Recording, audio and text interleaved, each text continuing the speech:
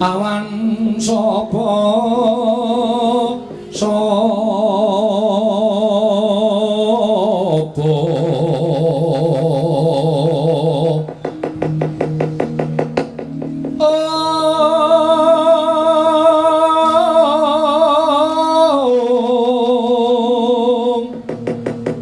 Nikang Astina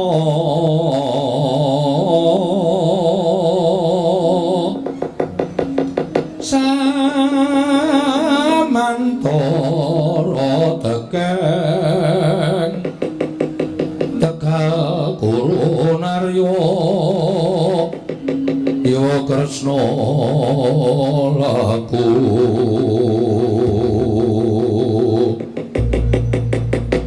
Sireng Prasurama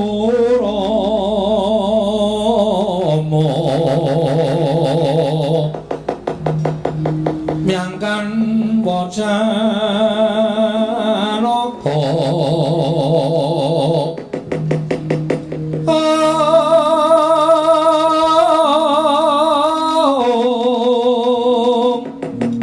dulur Narada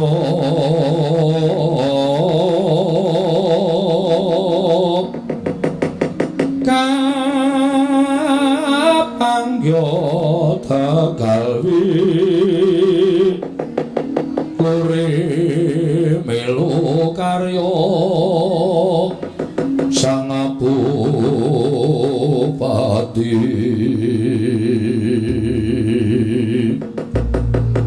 sang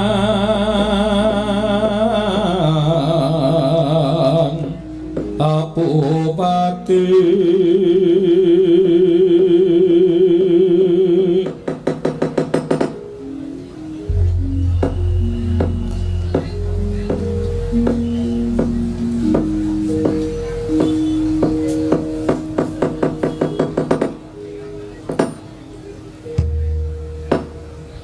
Niwang sumono mangadin luwih ana sasminaning jagat wasisaning Bathara paman loso jenar ayo dadekake gugu pengresi paman manira biji wenten ngajengan manira paman Patih Harya Sengguni kawula nun nggih anak Prabu sakalangkung Gorawalan panambinipun ing abdi kepatihan dupi ingkang bapa nampi timbalanipun Paduka anak Prabu ing Ngastina mugi andadosna ing kawuningan wonten ing Jawi sanget kuwantos sing manah pindhanipun ron salomba ingkang pinanjering alun-alun katempuh ing samirana kumite acara maras nanging sareng wonten ngarsa Paduka tebih saking raos kemarasan nggih ingkang bapa ing kematian cumadong dawuh ngandika Paduka anak Prabu ing Ngastina anak Prabu Duryudana paman loso jenar nggih kadiparan angresi paman ingsun percaya minangka dadi badal wakil ingsun Pranata tata rakiting negari Ngastina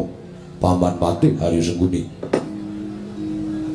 anak Prabu nyawa-nyawa jimat kula sesembahan kula wonten ing Madyapada prakteng delahan menawi Paduka ndangu bab tata rakiting praja sadaya boten badhe anguciwani para kawula sami sayek saka kaptihan karo luguring nusa bangsa tuwin negari Ngastina medhahipun para abdi prajurit mboten kendhat anggenipun sami gegladen olah kridhaning aprang sawanci-wanci praja Paduka katempuh ing paramuka mboten badhe anggepok kunca Paduka anak Prabu ingkang bapa ing kepatihan remuk kasawurna putung sumangga kabandhem nonggil kawula non nuninggih dadosaken suka marwata suta raos ing manah mboten langkung bakaryan ingkang utama tindakna selawasi lan kaprayogakna anggenipun paman lenggah madaning datur ing negari Ngastina paman Harya Sengguni sampun boten kirang prayogi pisawanipun ing abdi kepatihan namung denenan saksampunipun ingkang bapa ngaturaken sembah sumungkeming pangabektinipun ingkang bapa kunjuk Sandhapada Paduka anak Prabu Ngastina anak Prabu Duryudana kula tampi dawuh sami-sami paman Harya Sengguni kasekecana anggenipun kabiyantara ngersanipun ingkang putra wonten ing datur ing negari Ngastina paman loso jenar Bapa Durna bapa ing Saka Lima Sarawu Paduka bapa Penemban Durna katuran Karaharjan rawuh wonten negari Ngastina bapa Penemban Durna Astaka swala sila bertoba suwal gimbal sumorante hawala. Kala muni nggih Ger. Tansah pinanganing kawidadan ring sambi kula sowanipun ing Bapak ing Sukalima. Mangya widada sowan kula Niskala Durga Mendhak Kala Sirna. Namung kemarin ing Bapak ngaturaken pudya pangastawanipun ing Bapak kunjuk kersa paduka anak Prabu Ngastina Ger. Anak Prabu Duryudana. Kula tampi karya bombong raos sing manah. Mboten langkung kasengecapno anggen jengan di kula nggah Bapak Prabanduna. Bapak ing Sukalima. Kula nan. Sampun boten kirang prayogi pisanipun ing Bapak ing Sukalima wonten negari Ngastina dinten sak mangke menika Ger. Anak Prabu Duryudana. Apa dene sira Dimas Kartomarma? Prayogakno nggone siadi ngadhep ngarasanipun Kakang Dimas Kartomarma. Lho iki diwoji sesembahan kula. Sampun boten kirang prayogi anggen kula ngabiyantur ngersa paduka Kanjeng Koko Prabu jimat sembahan kula. Namung parenga ingkang rayi ngaturaken sembah sumangga pahabektinipun ingkang rayi kunjuk sandhapapada paduka Kanjeng Koko Prabu Duryudana sembahan kula. Kartomarma tak tampa ora liwat pangestuning pun Kakang Tampanana lan tatanan sanggaring para nayaka kawula kang podhang gantung sebo. Aja nganti ana ing padha saur manuk jeneng Manira diambabarake wigatining pasewakan. Menawi sampun paduka dawuhaken badhe kula candhi nggo jimat. Kanjeng Koko Prabu jimat sembahan kula Dimas Kartomarma iya. Prayogakno nggone ngadhep ngarsanipun Kakang Yayi Kartomarma. Sampun boten kirang prayogi wiswanipun ingkang abdi pun Kartomarma Koko Prabu sembahan kula. Nun mangke Koko Prabu dereng sawetawis dangu rawuh jengandika Kanjeng Koko Prabu jimat sembahan kula Koko Prabu pengayoman kula ing Mandura. Koko Prabu Baladewa sarawuh paduka kula ngaturaken pasegan kono krami kunjuk sandhapapada paduka Kanjeng Koko Prabu Mandura. Koko Prabu Baladewa sembahan kula. Jagat wasisaning Bathara Wayah betul jagat Pathik Indra Jaladewaku. Yayi sakalambung bombong raos sing manahipun ing Raka Mandura dupi kula tampi timbalanipun kadang kula Yayi Prabu Ngastina. Persasat kadidene kejugrukan Wukir Sari kelepaning Samudra Madu. Asung pambaginipun paduka Yayi Prabu sampun kula tampi akarya birawaning manah namung kosok wangsulipun kepareng ingkang Raka ngaturaken salam taklim kula katur nursa paduka Yayi Prabu kadang kula ing Ngastina. Koko Prabu kula cancang bucahing weni dumawahing mijang rumeketing Werdaya saestu andadosaken cahya nur cahya daging rakayuwan lan mboten langkung kasengecapno anggen jengan kula enggak Koko Prabu Baladewa. Yayi sampun boten kirang prayogi wiswanipun ing Raka ing Mandura wonten ing Datulya negari Ngastina dinten sak mangke menika. Yayi Prabu Ngastina saestu adamel gugup raos sing manah dene rawuh paduka ingkang sengkang datanpa beboyan upami alih utusan gandhek sakembaran agengipun utusan Ayaka ing Mandura bilih kelenggan menika badhe kepareng tedhak wonten negari Ngastina. Koko Prabu kula nedhi rakit arata kencana kinarya methuk paduka Kanjeng Koko Prabu saha nyawisaken hermawar kinarya miji ambian paduka Kanjeng Koko Prabu jimat sembahan kula Koko Prabu pengayuman kula ing Mandura. Koko Prabu Baladewa jagat waisaning Bathara nuwun sewu Yayi. Menawi kula midhanget dhateng sabdanipun Yayi Prabu Ngastina tumuli tuwuh tandha pitaken salebeting manah kula menapa kula ingkang sampun keladuk yuswa menapa Yayi Prabu ingkang supe dhateng lelampaning sampun kelampah liripun kados pundi dene jengandika paring dawuh mekaten. Yayi tigang dinten kepengker kula nampi Nawala wondene sareng kula Sulasa tulis madani Nawala menika kala wau mboten pangling ngandhap piyambak menika wonten tapak astanipun paduka Yayi Prabu Ngastina. Isining Nawala bilih paduka Yayi Prabu miji dhateng wiswanipun ing Raka supados sowan wonten negari Ngastina dinten ri kalenggan sak mangke menika.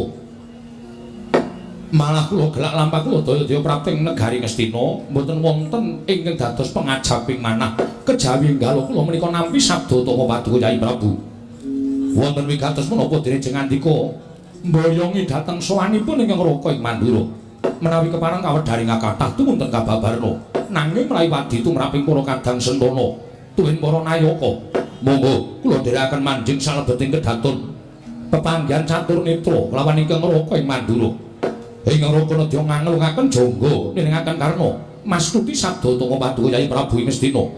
Yai Prabu Duryudana. Long-long ramyang ninggang Mriya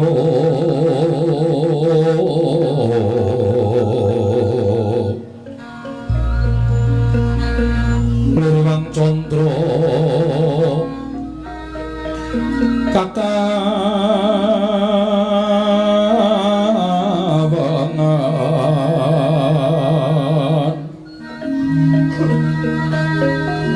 sumo watanipun ingkang rayi tadhah wadana mbok menawi sarana jibeg bebeging manah kula satemah kula supi dhateng lamban ingkang sampun kelambah Kala Prabu apan kepala saestu Birawa Paduka Kanjeng Kala Prabu menika kula ingkang amboyongi kula atur nawala bilih samangke kula suwun Paduka keparang tedhak wonten negari Ngastina la dalah syukur Yayi menawi sampun nemu dhateng kawontenan ingkang saknyatanipun tumunten kula cumadeng dawuh menggah menapa ta sababipun dene Paduka raya-raya mboyongi dhateng sowanipun ing ora ing Mandura mboten badhe ngrembak perkawis negari duwin mboten badhe ngrembak perkawis Nayapa Punggawa negari Ngastina menika babar pisan mboten kula mboten badhe ngrembak perkawis kanalindranipun ingkang rayi Duryudana namung kula badhe ngrembak perkawis kula warga Ngastina inggih menika kula warga kula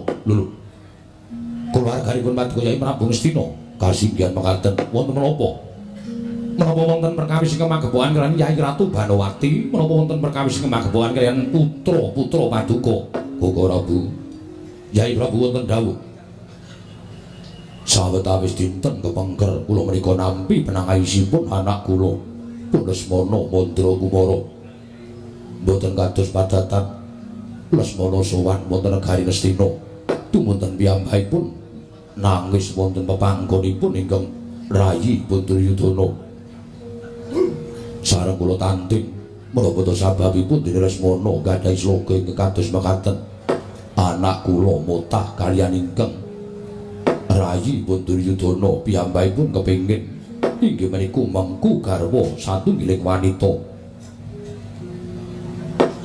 jibeg raos ing manah kula menawi Lesmana sampun matur dhateng ingkang rayi bilih piyambakipun kepengin mengku garwa monggo wungsal wangsul marambah makaping-kaping Lesmana menika gayuh satunggiling wanita boten ate lambah nanging kados pundi malejer kula menika dados tiyang sepuhipun wonten tetembungan anak polah bapa kudu kepradah sareng kula dangu sinten ingkang keduga saged ngrubuhaken jiwa bebetengipun Lesmana satemah anak kula gandrung-gandrung kapirangu kaliyan satunggiling wanita Lesmana prasaja mboten wonten sanes kejawi namung atmajanipun kadang kula Yai Panengah ing Madukara inggih menika Dewi Jenakawati Kala Prabu saya bingung raos ing manahipun ingkang rayi Ngastina kula miturut pekabaran ingkang sampun sumebar warata jagat menika ngantos kebrebegen bilih kadang kula Yai Arjuna inggih Panengah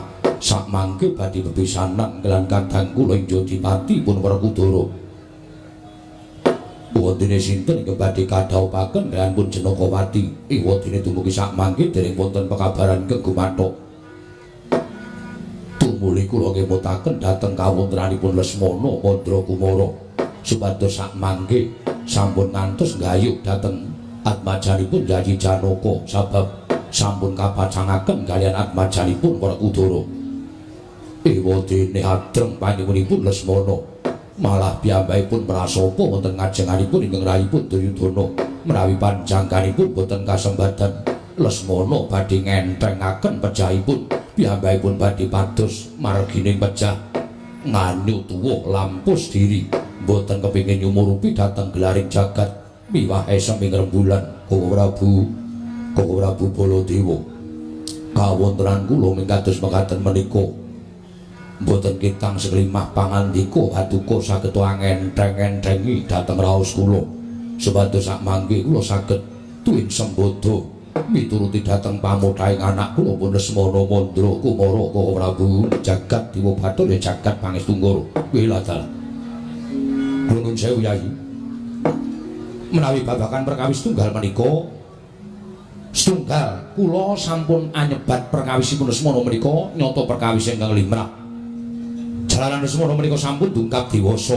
Mongko nyatanipun Lesmana menika gutitahing Bathara ingkang gadahi akal budi ingkang boten benten kaliyan tiyang-tiyang utawi rencang-rencang sabaraanipun. Ingkang tumunten ketuan raos tresna dhateng satunggiling wanita menika boten nama mokal. Menawi anak kula Lesmana Mandra Kumara tumuli tresna kaliyan anakipun Janaka inggih punika Janakawati menika sampun boten nami nama aneh nanging menika sampun nama limrah. Kasinggihan mekaten. Leres pangandika Paduka. Panyuwunipun putra Lesmana Mandra Kumara menika kedah dipun petang kanthi nalar ingkang ganep sabab menawi Paduka tumuli mituruti dhateng pamuthaipun ingkang putra Lesmana Mandra Kumara nglamar dhateng pun Janakawati. Menika mangke panjenengan Yai Prabu kinten satunggiling nalendra ingkang ngrusak dhateng bebrayanipun tiyang sanes. Nyatanipun anakipun Janaka sampun kapancangaken dhateng atmajanipun Werkudara. Menawi ngantos kapireng dhateng sangganing para kawula, satemah Paduka Yai Prabu dados raosanipun para kawula, dados rerasanipun para kawula. Ing atasipun Paduka menika boten saged angandhakaken dhateng panyuwunipun ingkang putra Lesmana Mandra Kumara. Satemah badhe nandhang sasra wirang awit saking anggen Paduka hambrung mituruti dhateng pamuthaing Atmaja. Prabu, menika ingkang kula petak sampun ngantos kula mrika ngrabiaken Lesmana nanging nyatanipun kula piyambak menika nerak pacak nerajang perbatang. Satemah kula damel kujemipun Werkudara, kula damel wirangipun Janaka. Kula boten kepengin kula piyambak kesempyok dhateng lambanipun anak kula. Ing nyatanipun kula ndhakaken sampun boten saged. Malah samangke sampun marambah makaping-kaping kula menika paring pangandikan dhateng anak kula pun Lesmana, aja kok mung putra Nalindra nadyan widodari. Yen sira anakku Lesmana gelem gayuh, pun bapa bakal munggah ana ing kayangan. Nang jebul pinanggihipun ingkang nami tresna menika boten saged dipun sulehaken. Lesmana hambrung tetep kepengin dhaup kalih pun Janakawati. Dangu sangsaning dangu. Kula nyawang dhateng pulah selaganipun anak kula. Saya grantes manahipun Duryudana. Ing atasipun anak ratu solah selaganipun sampun damel kucem asmanipun Alindra Ngastina. Koko Prabu Jagadéwa Bathara menika boten nama limrah. Mila tiyang sepuh sami nyebataken menawi tresna menika awratipun kados nyangga bumi. Mila kathah ingkang tumuli gagal anggenipun badhe olah katresnan satemah ngentengaken dhateng gesangipun menika sampun marambah makaping-kaping. Mila ngrampungi perkawis menika kedah taliti Yai, ngrampungi perkawis menika kedah taliti. Paduka saged mituruti dhateng pamuthaing anak nanging panjenengan sampun ngantos kelepetan dedusan, tegesipun sampun ngantos nandhang sasra wirang. Semanten ugi panjenengan sampun ngantos dados reraosanipun para kawula. Ing atasipun panjenengan menika dados sudarmanipun Lesmana, mboten saged ngemutaken dhateng putra Paduka Lesmana. Dene jarak wani angrebat dhateng pacanganipun atmajanipun Werkudara, Yai Prabu Ngastina. Kasinggihan mekaten Koko Prabu.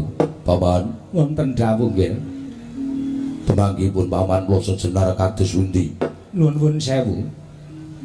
Ingkang kula bundeli namung pangandika Paduka menawi Lesmana menika mangke boten saged kasembatan dawuh kalih pun Janakawati. Paduka anak Prabu paring dawuh bilih wayah kula Lesmana Mandra Kumara badhe ngentengaken gesangipun, tegesipun piyambakipun aluwung pejah menawi boten kasembatan dawuh kalih pun Janakawati. Kula nuwun sewu. Menika sampun ngantos dipun anggep bab ingkang enteng lho nggih.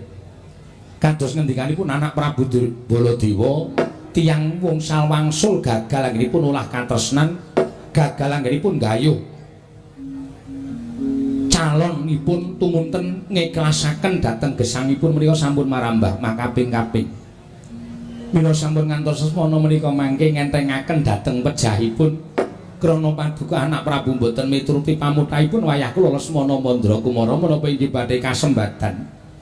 Saya kucem asmanipun Nalindra Ngastina ing atase panjenengan menika Nalindra kagungan putra mongko mung kepengin rabi kemawon. Tur sing diangkat dudu wong kana-kana menika tasih putra Paduka piyambak anakipun Janaka teka gagar wigar mboten antuk karya tumunten Lesmana ngentengaken pejahipun menika malah saya ngleling semi menika malah saya mbebangeri dhateng asma Paduka. Nggih. Miturut pepangipun Paman Hari Sengkuni kula kedah kados pundi? Kula nuwun sewu. Kabar ingkang sampun sumebar Janakawati atmajanipun Arjuna Raden Janaka kapacangaken dhateng atmajanipun Werkudara. Monggo Paduka paring dawuh badhe kadhawuhaken dhateng sinten atmajanipun Raden Werkudara dereng kantenan. Menika ateges manten lanang durung karuan sapa sing bakal dadi manten. Menika tegesipun dereng saged dipun temtokaken menawi Janakawati menika kagunganipun anakipun Raden Werkudara. Menika dereng kantenan. Tegesipun tasih dipun pacangaken menika dereng resmi dipun wengku dening putranipun Raden Werkudara. Mila sinten kemawon saged angrebat, sinten kemawon saged anyaketi dhateng Dewi Janakawati jalaran dereng wonten pernatan hukum ingkang ngayomi dhateng Janakawati kaliyan atmajanipun Raden Werkudara. Menawi kula ngaten nggih lajeng menawi cara kula sakmangke mumpung durung ana kabar saka Jodipati manten lanang disiki sowan wonten kasatyan Madukara nglamar dhateng pun Dewi Janakawati. Sapa ngerti menawi Dewi Janakawati menika dipun paringaken dhateng pun Lesmana wayah kula menapa mboten nami menika kanugrahan tumraping Lesmana Mandrakumara. Nuwun sewu Paman. Menawi ngantos lampanipun ing mekaten menika kula wau kawanguran daning sanggaring para kawula. Tumrap kula ngleling semi nuwun sewu menawi cara kula malah luwih isin anak Prabu Duryudana ora iso ngrabekke anake tinimbangane anak Prabu Duryudana menika isin perkara ngrebut wong wedok saka pacangane. Menawi kula kok awrat wong tuwa sing ora iso ngrabekke anake. Ning menika mangke badhe nyebat utawi badhe nyebar kriwikan dados grojogan geguyung dados tangisan. Menika mangke dados tanggungan. Mboten menapa-menapa. Menawi cara kula wong nyatane manten saka Jodipati ya durung karuan. Durung karuan mantene lanang niku tumrap kula ya sida apa ora. Menika tumrap kula. Dados sakmangke disik-disikan kemawon. Sapa sing dhisik inggih menika ingkang saged ngrengku Dewi Janakawati. Waduh, menawi cara mekaten menika mangke kedadosanipun boten sae Paman Haryo Sengkuni. Kula nuwun sewu, Ger. Sampun kinten kula menika tumut-tumut perkawis menika gandeng kula menika nujung kula menika pujangga wonten negaring Stina. Undraning pirembagan menika kula nuwun sewu badhe ngrabekaken Lesmana Mandrakumara. Bawuduna kasinggihan mekaten. Menawi tumrap ingkang Bapa ing Sukalima menapa dipun ngendikaken Adipati Haryo Sengkuni menika kula matuk, kula gathuk lan kula cocok, kula raja, kula cumandang. Bawuduna kok ngaten. Lho nggih, nggih. Ingkang naminipun temanten menika dereng dipun adepaken wonten ing Naib.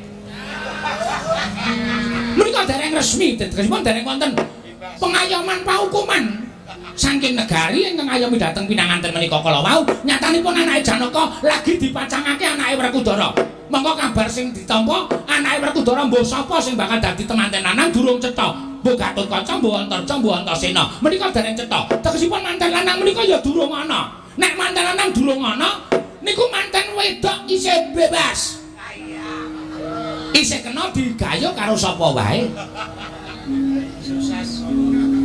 Nuwun sewu. Menawi mangke ngantos Janakawati menika sampun gadhahi tresna dhateng atmajanipun Werkudara kados pundi? Menika tegesipun misahake wong olah katresnan. Nuwun sewu menika ngayawara. Lho. Ngayawara dos pundi? Wong mantene lanang durung cetha kok wis sambung tresna. Apa Janakawati nggo wong telu, ngoten? Kejaba nek manten wis lanang niku wis cetha, upama manten lanang niku calone Gatotkaca, ateges Janakawati niku wis sambung tresna karo Gatotkaca. Upama manten lanang niku Antarja, ateges Antarja niku wis sambung tresna karo Janakawati. Upama manten lanang niku Antasena, ateges Antasena kuwi sambung tresna karo Janakawati. Lah wong manten lanange durung ana kok. Durung cetha kok. Isa uga niku mung Karti sampe kaning Werkudara sing dijokke anak-anake ning jane Werkudara dhewe sing arep rabi. Niku ya isa. Nuwun sewu nek niku kok ketoke kok ora. Ya mimpangane ra omong kok Dipati niku. Nggih. Ning ketoke anak kali anake Raden Werkudara. Ning kula cocok kula mathuk. Sampai menawi paduka anak Prabu Duryudana menika mboten ngantos saged mituruti menawi dados pamuthaipun Lesmana Mandrakumara wayah kula. Oh. Nuwun sewu nggih menapa mboten mesakaken. Lesmana menika sampun marambak kaping-kaping badhe gayuh wanita menika gagar wigar tenantu karya. Gayuh anak ratu ora kelakon, gayuh anak pendhita ora kelakon. Apa meneh gayuh widodari. Saya le ora kelakon. Gayuh anake kawula cilik kemawon dipun tampik mentah-mentah. Inggih. Lesmana menika nuwun sewu putra Paduka anak Prabu Duryudana. Ning Lesmana menika mboten kedunungan kabejan babar blas. Inggih. Menapa Paduka badhe mentala? Nyumurupi dhateng putra Paduka wayah kula Lesmana Mandra Kumara menika nuwun sewu nggih. Kados dene tiyang ingkang sampun ewah. Kados dene tiyang ingkang sampun boten ngertos dhateng nalar ingkang ganep. Inggih. Menapa boten lingsem? Yarasipun anakipun ratu kok saba pasar, saba terminal. Lesmana Mandra Kumara menika asring lho kula nyumurupi kok melu parkir menika nek boten. Tegesipun lingsem to, putra Nalendra kekucah Brana Picis.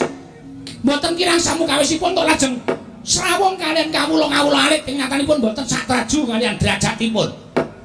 Langkung-langkung menawi mangke Lesmana menika gagal anggepun badhah pun Janakawati. Oh, saya nyemelangi. Saya ewah nuwun sewu nggih. Saya nglingsemi dhateng asma Paduka.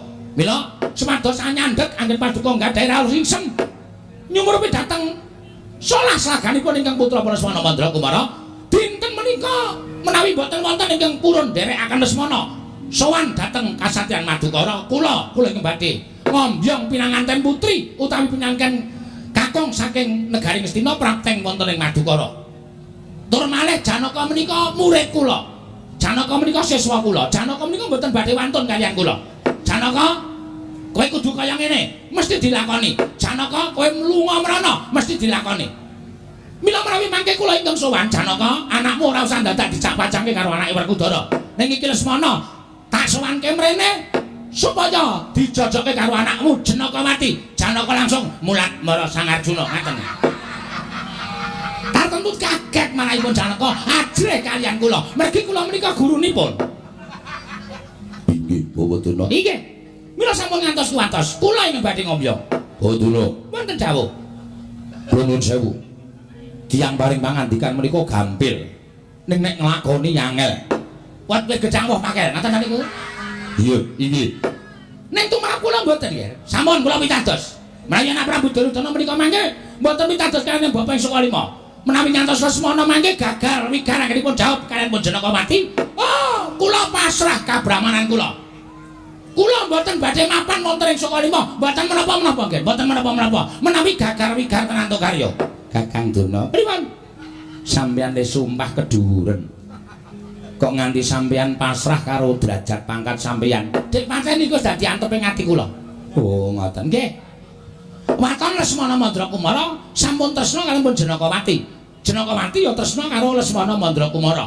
Sebab wong tresna menika nuwun sewu, wong mangun silaning akrama menika gegeranipun namung katresnan. Ngibarate kaya dene wong keplok. Menika kedah asta kalih, kudu tangan loro, ora bakal muni kang keplok mung tangan siji. Oh, ngoten. Mula kudu dinyatake. Carane nyatake nderek kesanipun anak Prabu Duryudana. Pamandarya, wonten timbalan ing ngadhap. Kados windanipun nyatakaken Lesmana anak kula sampun tresna kaliyan Janakawati. Menapa mboten langkung prayogi ingkang putra katimbalan sowan wonten negari Ngastina. Tumunten dipun tanting. Menapa inggih sampun nggadahi raos tresna kekalihipun.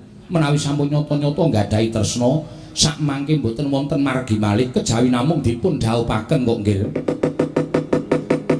Sigra-sigra yang permana kanca sigra rakin awang sesangka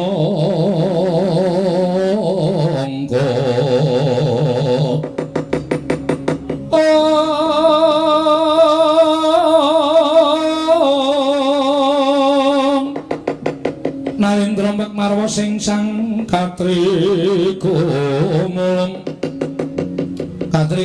mangrembak ing wadya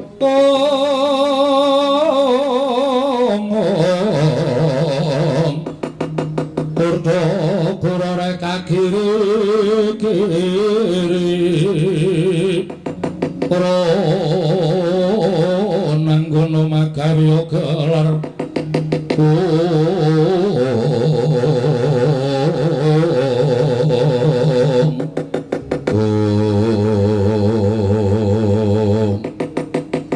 Paman Harusangguni wonten timbalan Paduka anak Prabu tunggul jeng andika kula utus supados tumuju wonten ing kasatriyan Saruja Binangun nimbali dhateng anak kula Lesmana Mandra Kumara katimbalan sowan dinten menika ugi prastawa dawuh paduka kepareng kula nyuwun pamit madhal pasilan ngatosan pun sampun kados lari alit paman kula sejenar kawula napa anak Prabu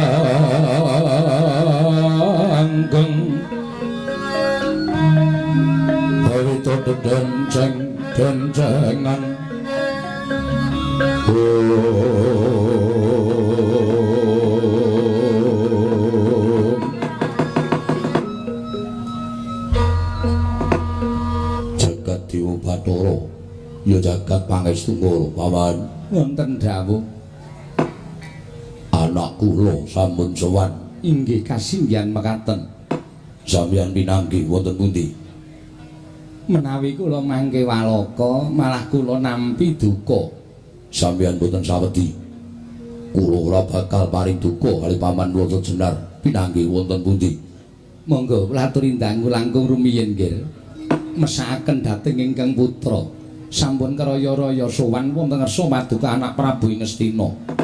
Anak lanang Anindita bocah mursid isa mikul dhuwur mendem jero karo wong tuwa. Lesmana anakku cah bagus Lesmana padha arja saprapta munggir Lesmana Mandra Kumara. Nun wonten timbalan ingkang adhawuh Rama. Padha arja sapraptamu. Tansah pinayunganing kawidadan nering sambikala. Kemareng kula ngaturaken sembah sumungkeming pangabekti kula kunjuk Rama. Ya Pak Tompo pangestune Rama Tambanana. Kula pundi wonten ing mestaka dumawahing pangkon andhatosaken cahya nur cahya daging rakayuwanan. Ya. Saka ngendi kowe? Nun Saka ngendi? ados kodhok. Kula nuwun sewu lho nggih, kula pinanggih wonten pinggiring sawah. Nuwun sewu. Anak ratu kok bathuke ana sentere. Nek sowan wong tuwa sentere dilangi. Supe Rama. Ah jagat Dewa Patu lho jagat pangestu Goro. Lah dalah. Lesmana, Wonten dawuh, kowe iki anak ratu. kula sampun ngertos. Ora sok sapa sawah golek kodhok barang kowe iki apa kekurangan apa piye? Kula niku nek teng kasatriyan sepi nglangut. Mila golek kegiatan. Arep nggo apa? Nggih dimasak.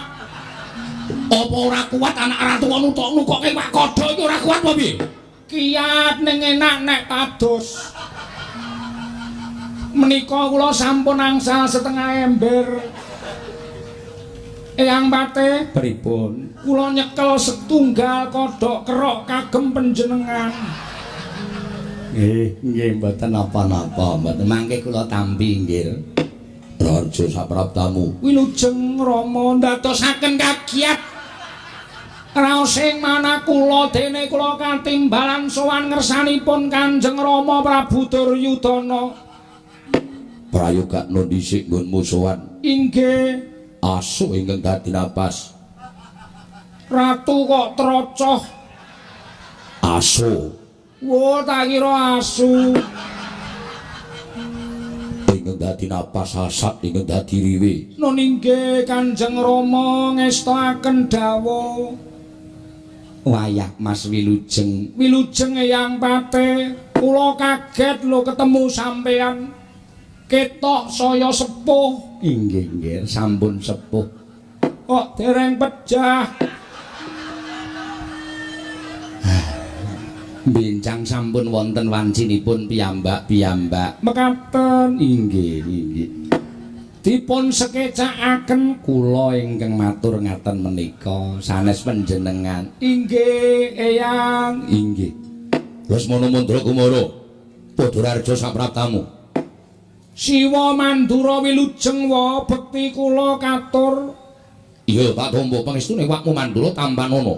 Kula pundi enggo jimat paripe dayanana ing kasantosan. Paring pangestu paduka memakono kabagyaning gesang kula. Lah dalah lambuk ngono kuwi runtut. Kaya ngono kuwi apik nandhake ento kowe iki putra Nalindra. Ora ting cemong sakrepe dhewe. Inggih nyuwun pangaksami. Ya ora dadi ngopo. Dawah sami-sami. Gandhok bleguduk selalu gembol semorante. Lesmana, putuku nggih cah bagus. Kowe padha slamet sowan ning negara Ngastina, Lesmana. Eyang Penemban Durna. Nggih Durna. Wilujeng Eyang bekti kula kunjuk. Tak tambah. Pangestu Tambanana. Kula pundi enggo jimat paripe. Nek kowe iki ora duwe kegiatan apa-apa, kowe iki aja kok saba sawah. Sowan eyangmu ing Sukalima. Kowe njaluk ngelmu apa tak paringi. Dadi lenmu dolan kuwi ana ututane. Ora kok mung dolan kok ora ana ututane babar blas. Dolan ing Sukalima, njaluk ngelmu apa? tapaking kontol nglayang tinatah mendhat dina menter. Kowe njaluk pengasihan model apa wae, tak paringi, tak paringi.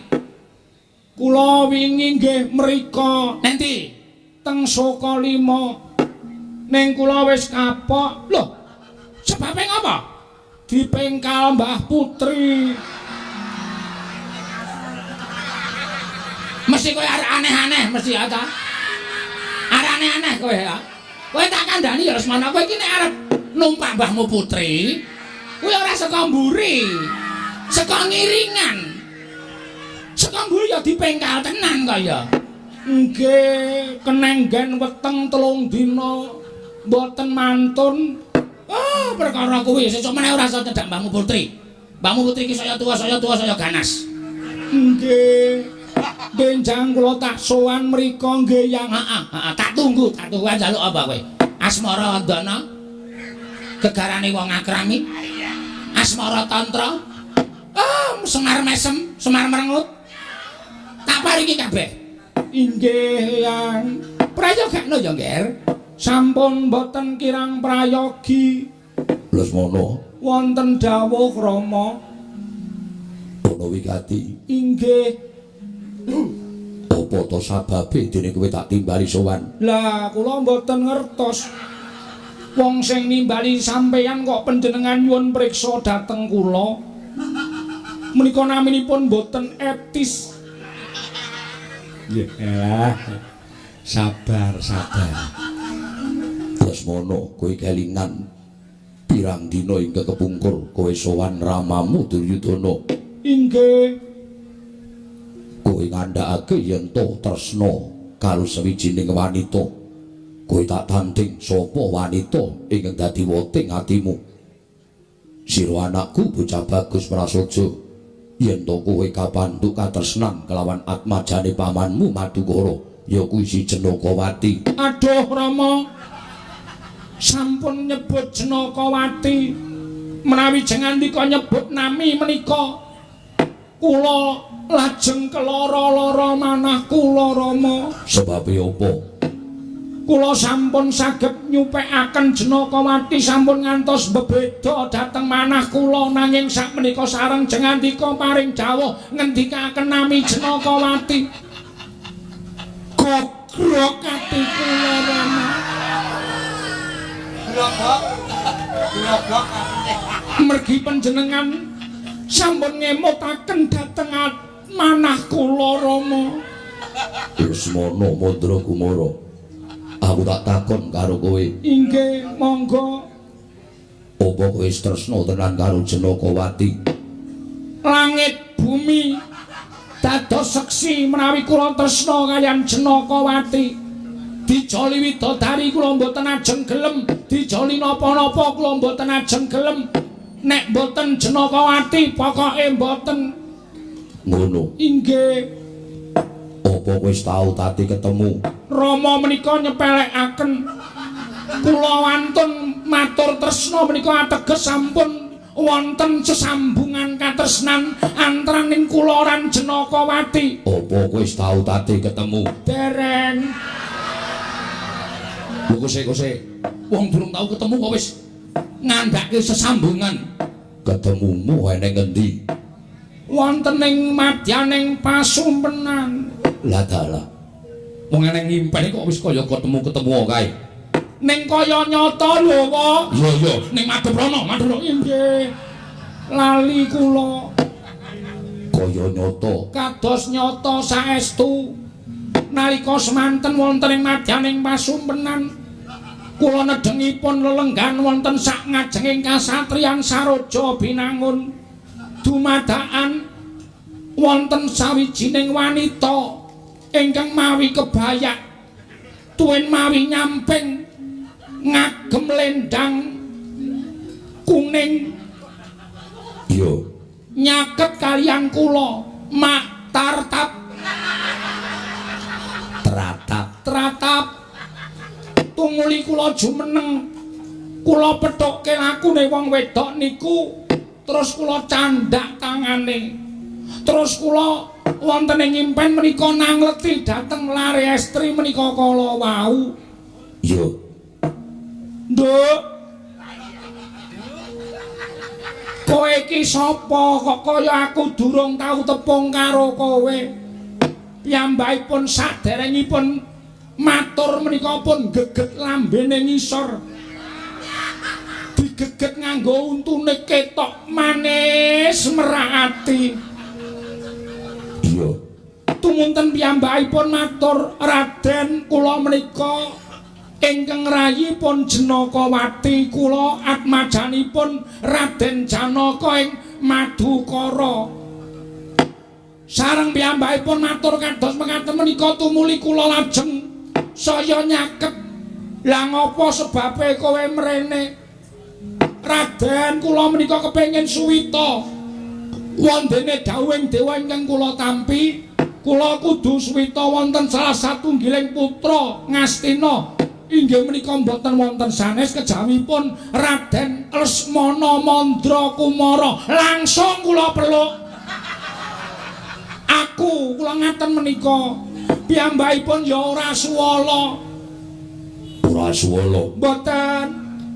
Ayo Jenakawati, tak kanthi manjing jroning kasatriyan mlaku neruntungan renteng-renteng kaya temanten sarambut. Sarimbit.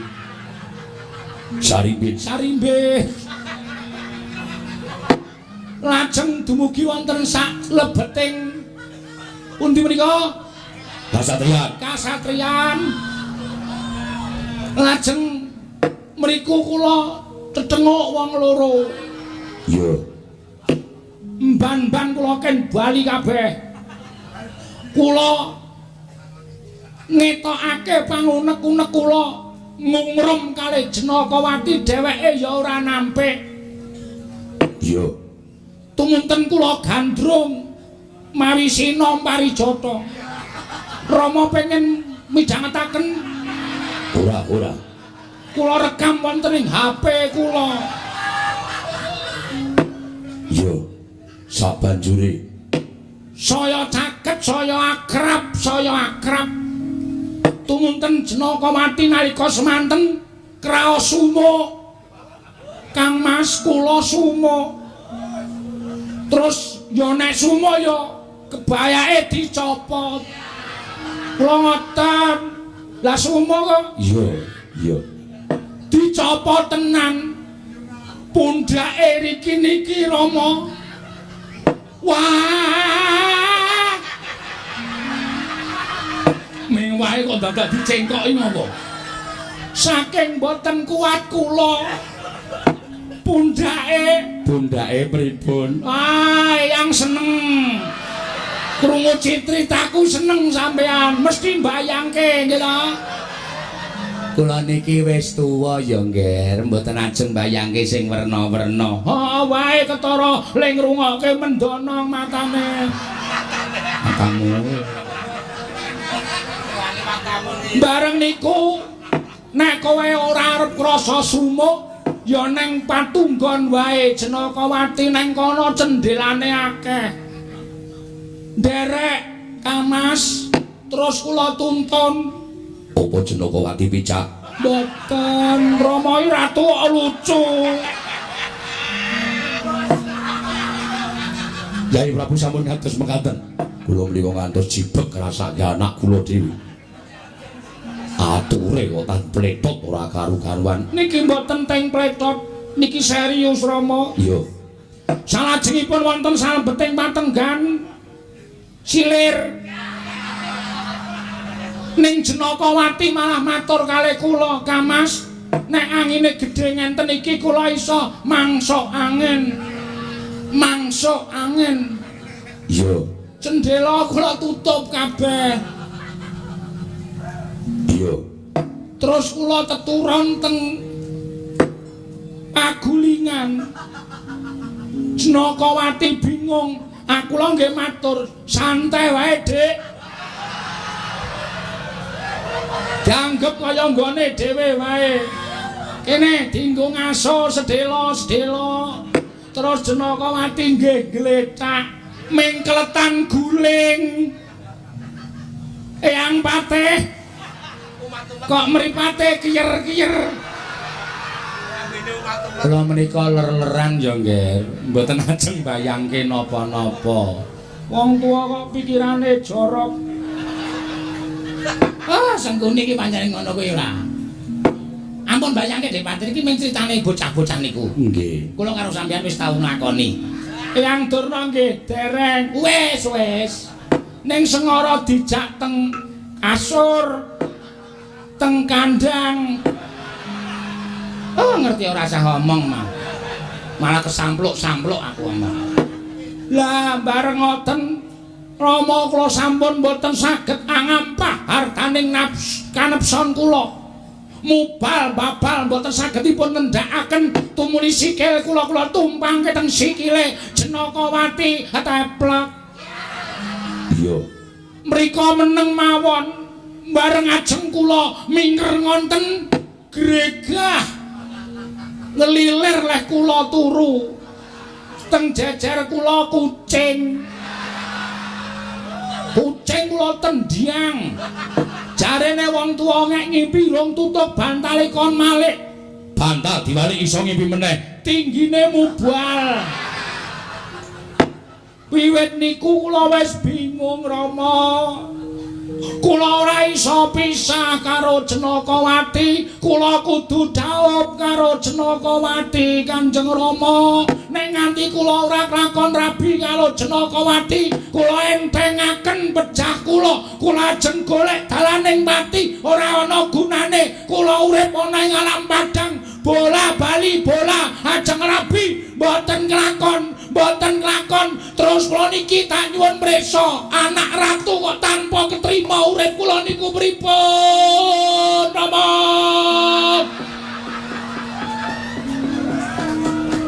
Lesmono sabar Niku wonten watese selagi kula mragawen duwe wates kok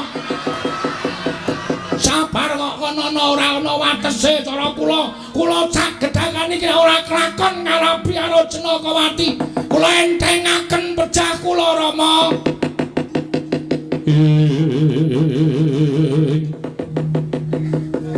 Sing astina Maha Prabu Duryudana alon nang ngandika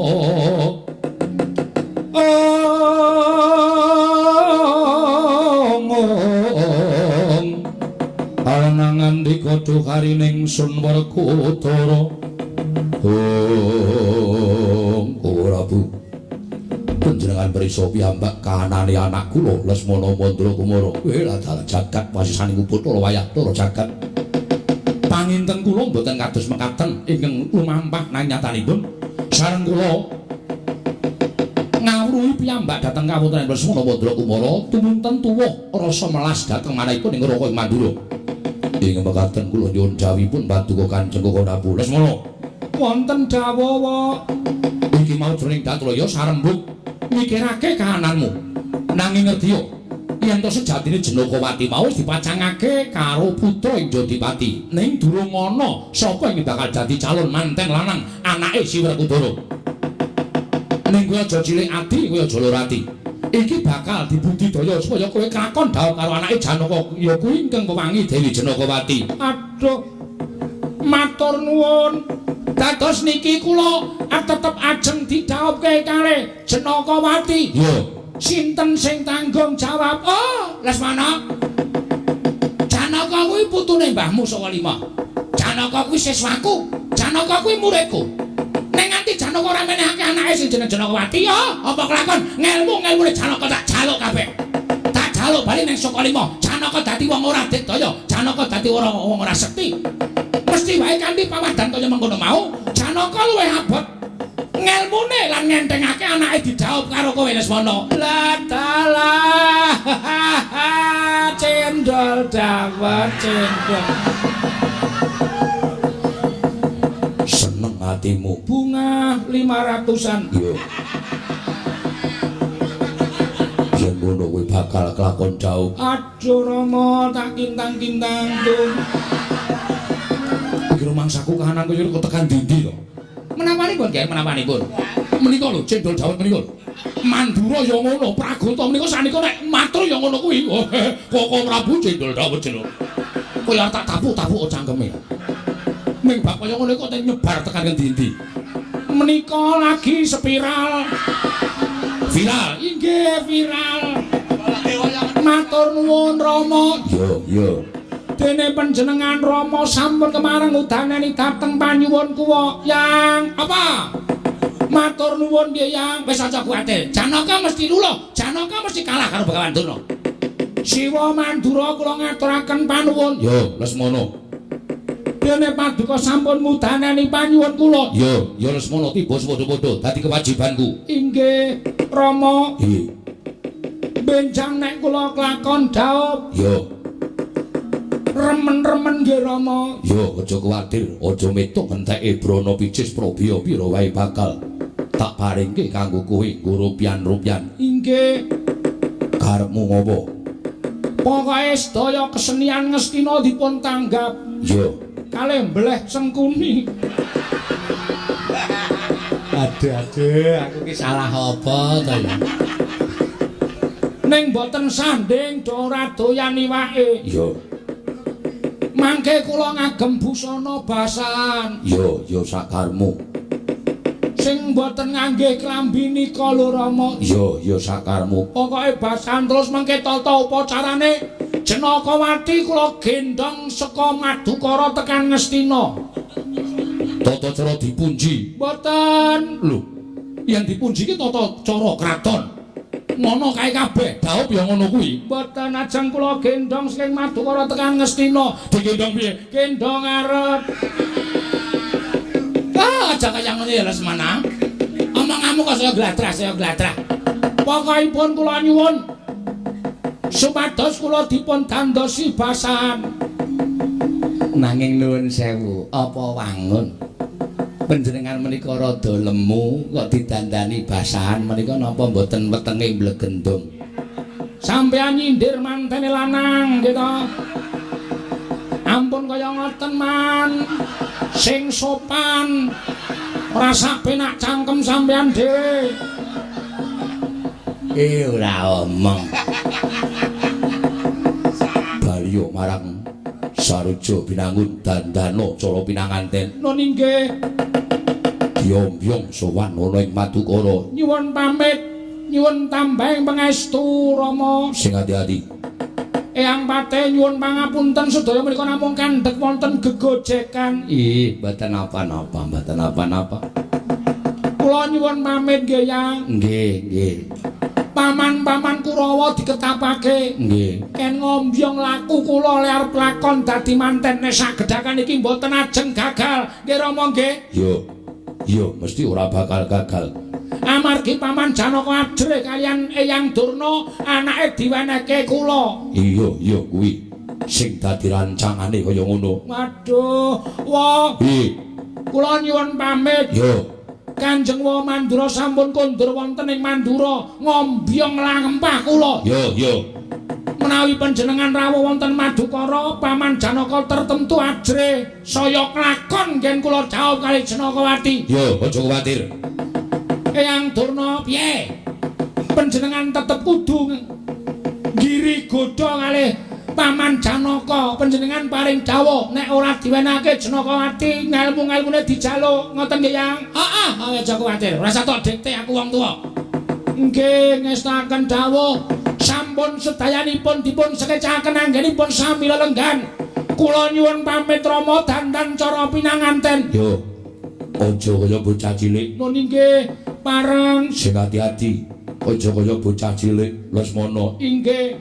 Dados kula niki kudu wangsul teng Saroja Binangun. Yo. Dandan cara pinanganten. Yo. Nah ingatan kula nyuwun pamit wa eyang sedayanipun dipun sekecaken anggenipun lenggah. Yo, Lesmana mantra kumara.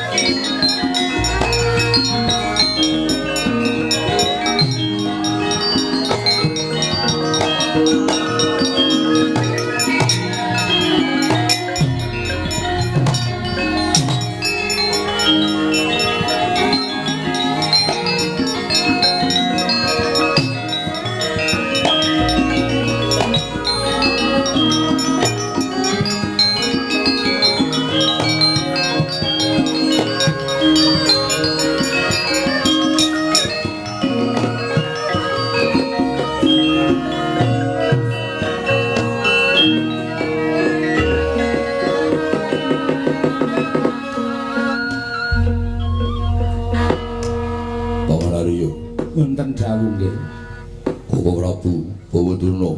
Wonten timbalan nggih. Wonten dawuh Yai. Sampun mrisa piyambak. Menawi ngantos kula mboten nuruti dhateng pamudhaipun anak kula Lesmana Mandra Kumara, menapa inggih kula badhe kecalan dhateng Lesmana. Nyatanipun menika ingkang badhe nyambet dhateng sejarahipun Duryudana. Nggih saking menika sampun gumala ngrembak. Ingkang putra Lesmana Mandra Kumara kaombyong sowan wonten negari utawi wonten ing Kasatyan Madukara. Tumunten Kakang Penemban Durning badhe tanggal jawab perkawis menika nggih. Oh Duna, Wonten dawuh sampun ngantos kandhek wonten ing pangandikan nang ketaka babar dados pakarti. Oh inggih. Mboten langkung mengestu padha dapatu anak Prabu ing Ngastina. Dinten samangke babar pisan. Kula aturi bidhalaken dhateng Atmaja kula Lesmana Mandra Kumara. Ka Prabu wonten dawuh. Sampun ngantos nikahaken dhateng Lesmana. Inggih, ngestaken dawuh. Kartomarma wonten timbalan. Kaya wis ora ana dawuh maneh budhalna kang putusipun jeneng ingsun pundur ngedatun. Lelakon iki bakal tak kandhake kelawan garwaku Yai Ratu Banowati. Menawi sampun paduka dawuhaken tartemtu lamun namung sembut nyendikani dawuh paduka Kanjeng Koko Prabu kaya wis ora ana dawuh maneh Yai Artomarma. Purna gatining pananggilan. Sanata sakundur ngedatun jeluk saking damar kena kinapit gambaran gading kadhiraken sanggaring Promban Cedi. Manggung ketanggung Joko Maloro ingkang sami ngampil upacaraning keprabon. Kawis tinggal saking Mandra tindaknya Sri Naranata katinon saking Mandrawa kaya gumebyar candrane.